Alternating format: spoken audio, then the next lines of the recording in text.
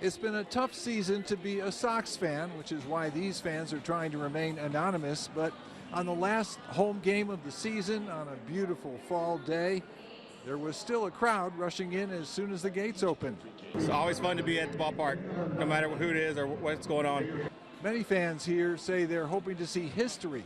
With one more loss, the Sox will set the single-season Major League record for losses, a record that has stood for 62 years. As a baseball fan, you just want to see history, even if it's the wrong side of history. We'd like to see the record, honestly. Why not?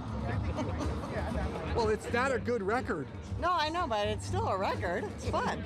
While crowds at Sox games have been sparse all season, the potential record-setting loss seems to have brought more fans out the last few games. Everybody wants to say they're here. Plus, it doesn't hurt with $10 tickets, $10 parking, and $5 beers.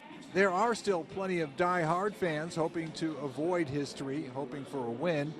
Janet Hoshaw has been rooting for the Sox for 88 years. If I get to see the historic loss, I will get to see it. But I'm not going to sit up here and hope that the Sox lose. I can't do it.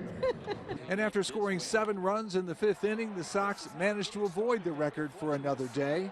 Small consolation for some fans. How do you reflect on this season?